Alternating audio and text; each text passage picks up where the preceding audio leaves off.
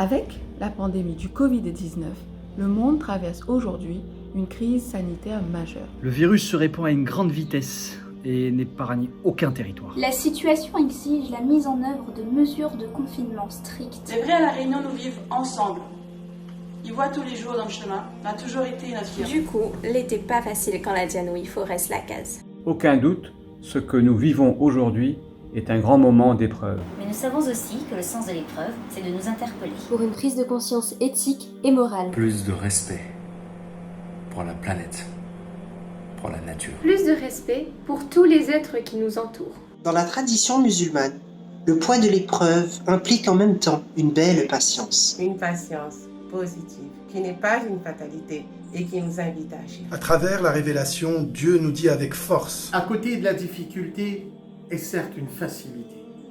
À côté de la difficulté est certes une facilité. Et le prophète Mohammed, que la paix et la bénédiction de Dieu soient sur lui, nous confirme que Dieu n'a pas fait descendre une maladie sans qu'il ait fait descendre en même temps son remède. C'est ce message d'espérance et de responsabilité que nous vous partage avec Zot. Sœurs et frères, Réunionnais, Réunionnaises, sœurs et frères, partout sur la terre.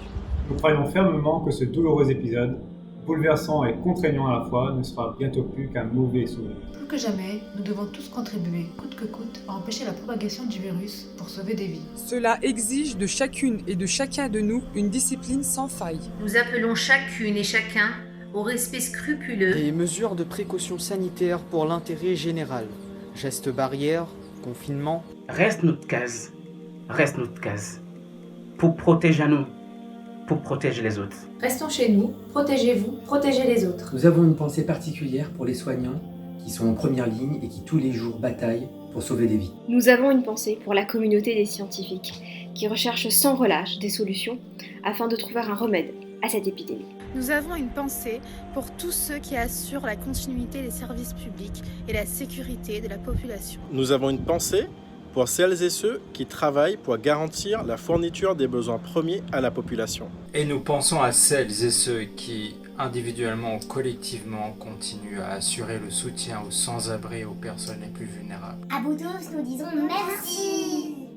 Merci à vous, merci à toutes. Oui, du fond du cœur, un énorme merci. 1000 fois merci. De nos demeures, dans la communion de nos cœurs, prions le Tout-Puissant. Prions pour la guérison de tous les malades, prions pour tous ceux qui souffrent.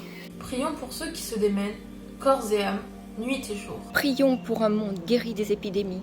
Prions pour un monde guéri de la faim et de la pauvreté. Prions pour un monde plus solidaire. Prions pour un monde de paix, de fraternité et de justice. Contre ce virus, ça reste en notre case qu'ensemble nous va gagner.